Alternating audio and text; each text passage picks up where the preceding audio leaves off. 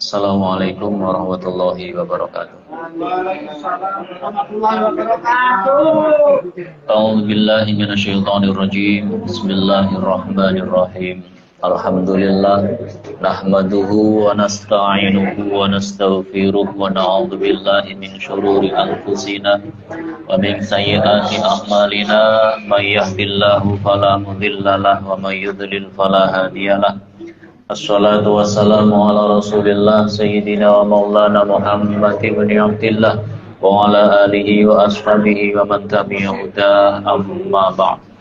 Hadratul Qurama al-Aizza, teruntuk para alim, para ulama, guru-guru kita semuanya dimanapun berada, ambil khusus Mukarram Bapak Yai Sunan Taufik yang mudah-mudahan senantiasa dalam lindungan Allah Subhanahu wa taala, yang sangat kita nantikan barokah doanya kepada seluruh keluarga besar BWNI, keluarga besar Musholla Al-Ikhlas, keluarga besar pengurus ranting dan Kantauyen, keluarga besar Toko Indo Fatimah, dan juga wabil khusus kepada sahabat-sahabatku, teman-teman PMI Formosa Taiwan yang hadir di kesempatan malam hari ini, rahimakumullah, baik yang offline atau yang online. Mudah-mudahan semuanya senantiasa diberikan perlindungan oleh Allah Subhanahu wa taala. Amin ya rabbal alamin. Yang pertama, puji syukur kehadirat Allah Subhanahu wa taala atas limpahan nikmatnya malam hari ini. Di tengah-tengah kesibukan kita bekerja, alhamdulillah kita diperkenanan berjumpa di Musholla Al-Ikhlas Nankan. Di tengah-tengah rasa capek mungkin yang panjenengan alami, kita masih diberikan kekuatan lahir dan batin bisa bertemu, bertatap muka di Musholla Al-Ikhlas Nankan.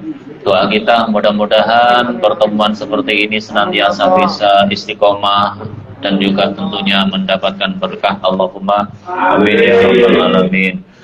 Dua kalinya sholawat beserta salam mudah-mudahan terlimpahkan kepada junjungan kita baginda Nabi Agung Muhammad sallallahu alaihi wasallam, yang sangat kita nantikan syafaatnya di dunia terlebih kelak di yaumil qiyamah. Yang ketiga, pada malam hari ini saya mengaturkan terima kasih dan juga mohon maaf yang seikhlasnya. Ini 1 bulan penuh saya mungkin nggak bisa ngisi di sini karena ada peringatan Maulid yang silih berganti, ya. Jadi mulai di Taichung, mulai di Cilung, mulai di Atakwa, dan juga mulai di Chungli yang kemarin. Jadi sudah 4 minggu mungkin saya nggak ikut ngaji bareng panjenengan, ya. Ini tandanya memang segala bentuk kebaikan itu pasti ada sisi buruknya, ya. Mangkanat mahasinuhu masawiyah wa kaifa la takunu masawihi masawiyah.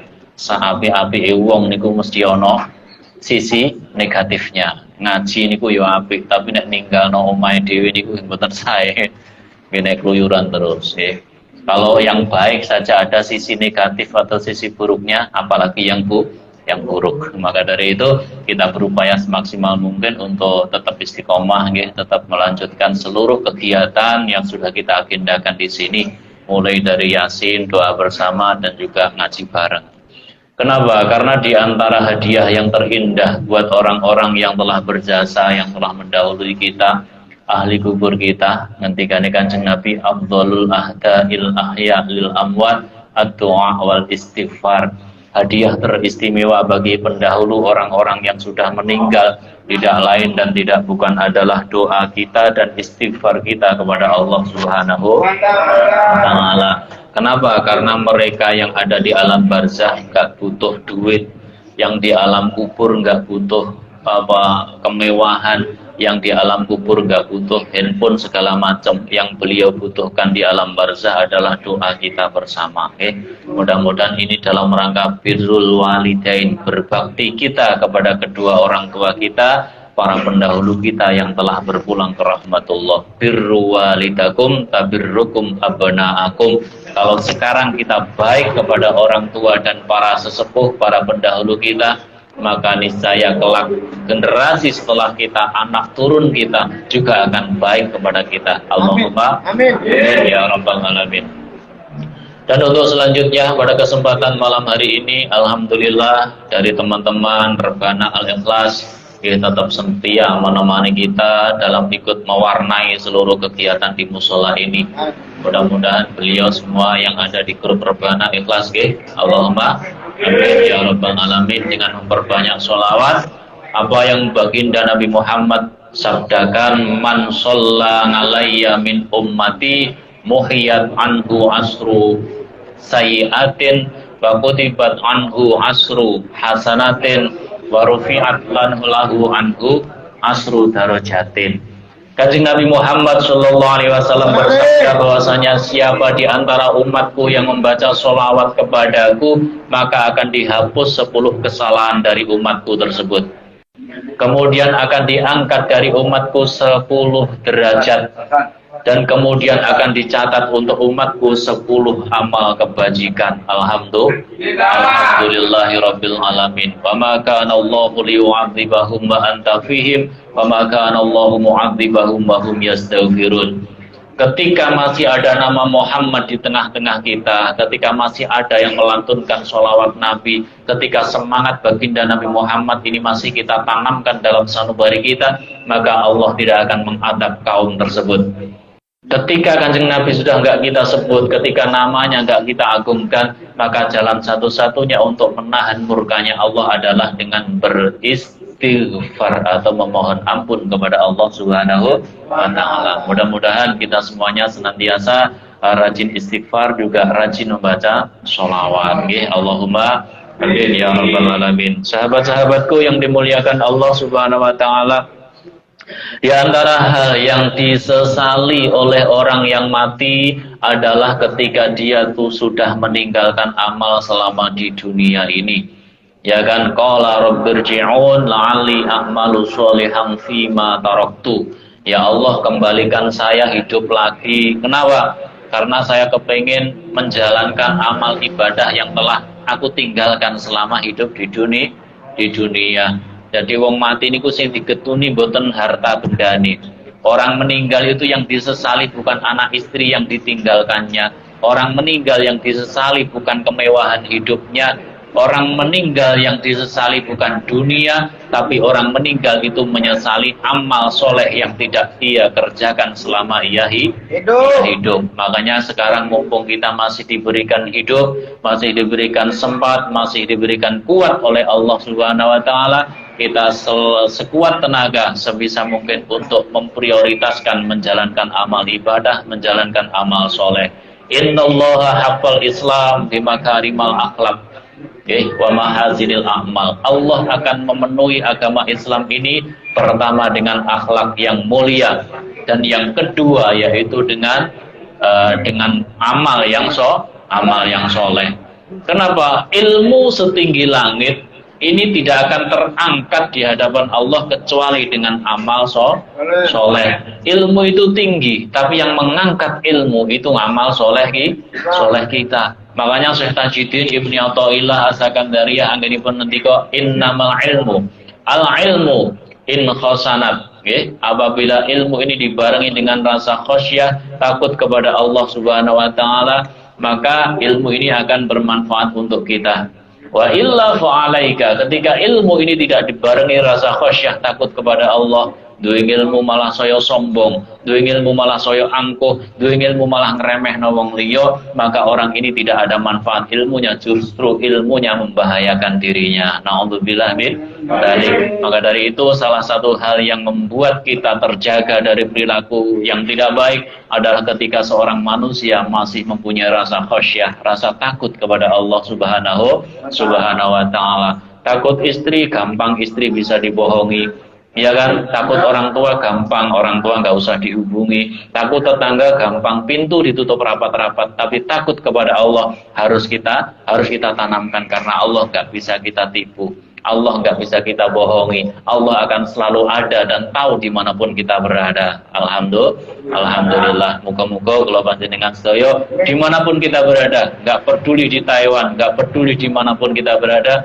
tetap Allah akan senantiasa memberikan pertolongan kepada kita bagi siapa saja yang mau takut dan minta tolong kepada Allah Subhanahu wa ta'ala. Allahumma amin ya rabbal alamin.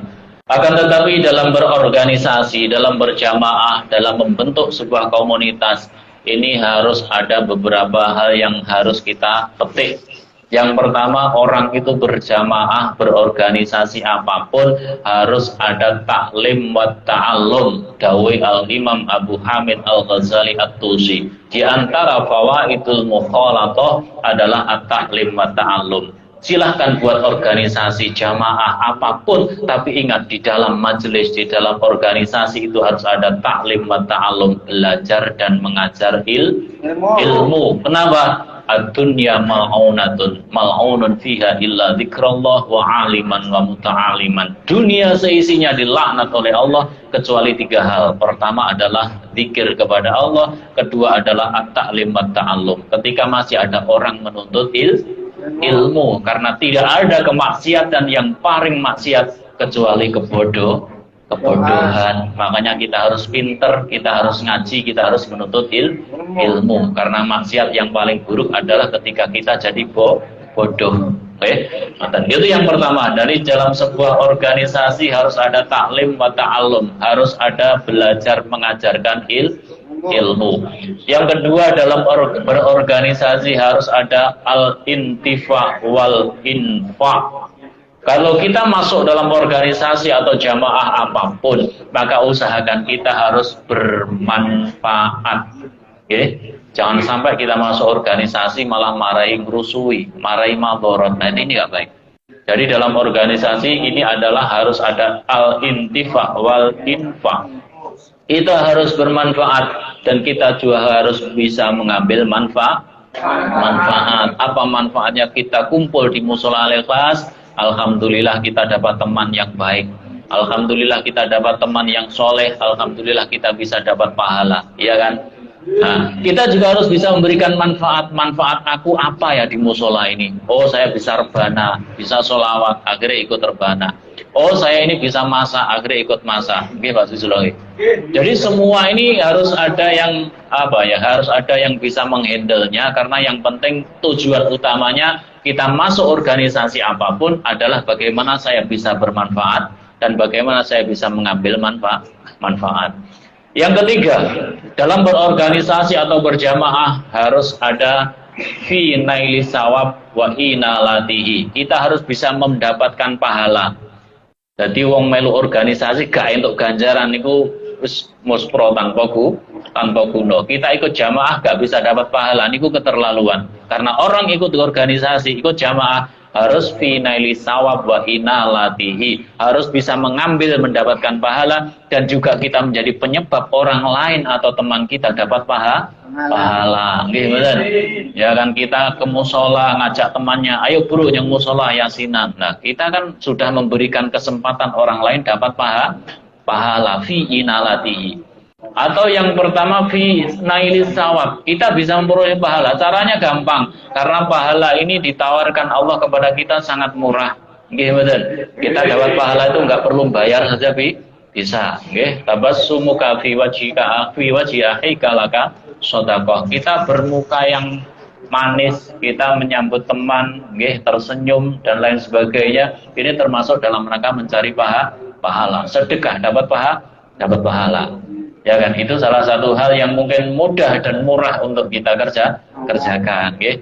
Jadi yang ketiga, kalau kita masuk jamaah ataupun organisasi, ingat harus bisa mendapatkan pahala, dan yang kedua harus bisa menyebabkan orang lain dapat pahala.